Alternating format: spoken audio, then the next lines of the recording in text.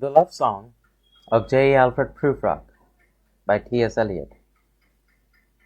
Si io credesse che mia risposta fosse e persona che mai tornasse al mondo, questa fiamma staria senza più scozze, ma per ciò che giamma di questo fondo, non torno vivo alcun siodo il vero, senza tema d'infamia te rispondo.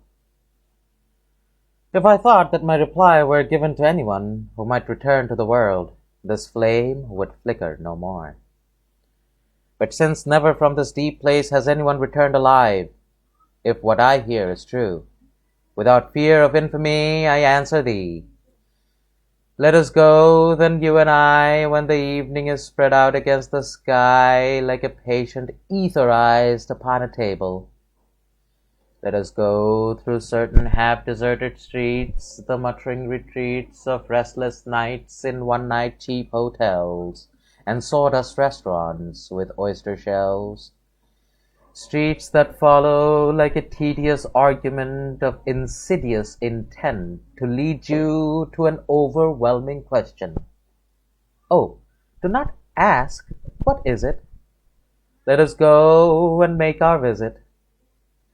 In the room the women come and go, talking of Michelangelo. The yellow fog that rubs its back upon the window panes, the yellow smoke that rubs its muzzle on the window panes, licked its tongue into the corners of the evening, lingered upon the pools that stand in drains.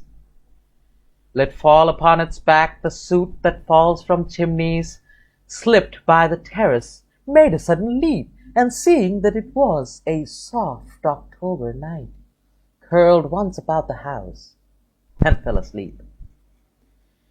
And indeed there will be time for the yellow smoke that slides along the street, rubbing its back upon the window panes. There will be time to prepare a face to meet the faces that you meet. There will be time to murder and create, and time for all the works and days of hands that lift and drop a question on your plate. Time for you, and time for me, and time yet for 100 indecisions, and for 100 visions and revisions, before the taking of toast and tea.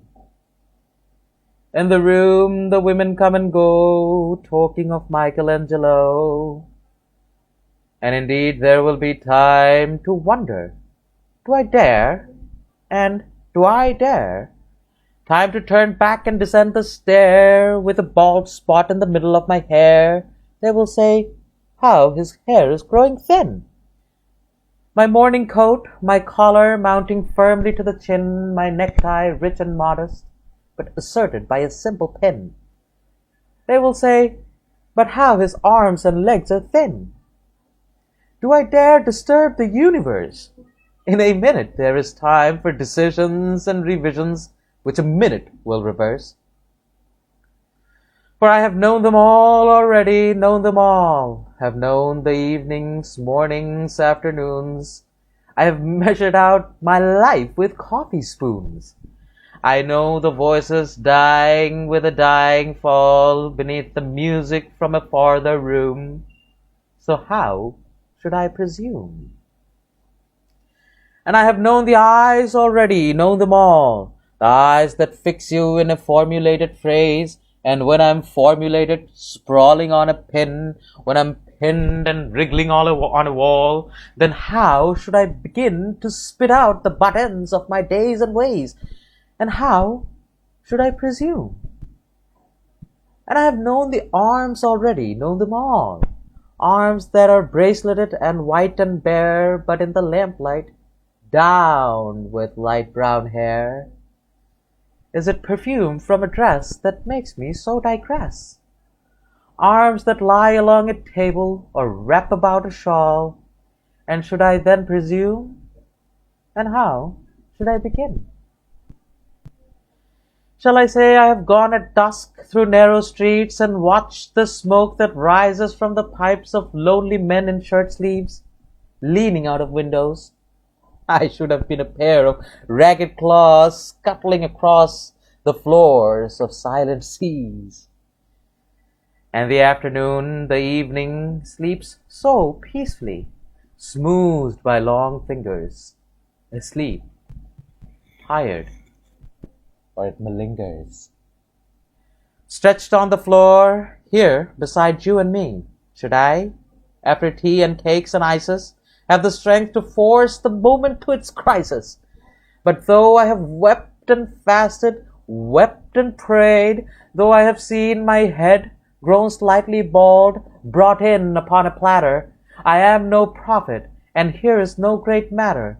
I have seen the moment of my greatness flicker, and I have seen the eternal footman hold my coat and snicker, and in short, I was afraid.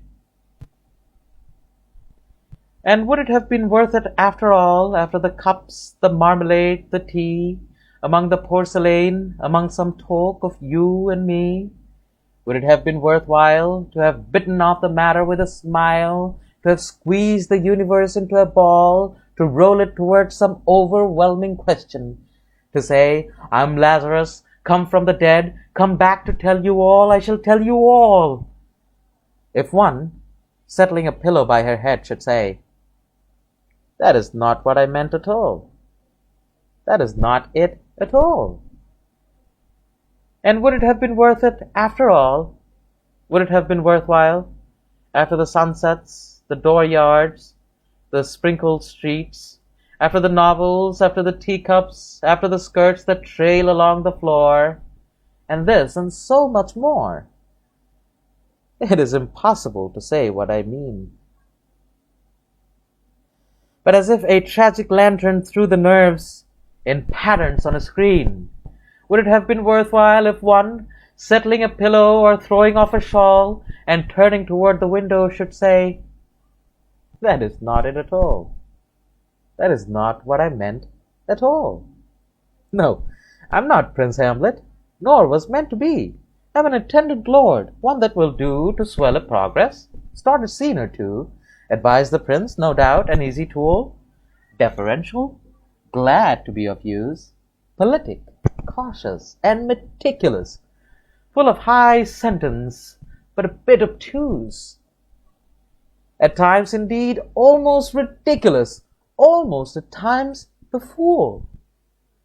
I grow old, I shall wear the bottoms of my trousers rolled. Shall I part my hair behind? Do I dare eat a peach? I shall wear white flannel trousers and walk upon a beach. I have heard the mermaids sing, each to each. I do not think they will sing to me. I've seen them riding seaward on the waves, combing the white hair of the waves blown back when the wind blows the water white and black. We have lingered in the chambers of the sea by sea-girls wreathed with seaweed, red and brown, till human voices wake us, and we drown.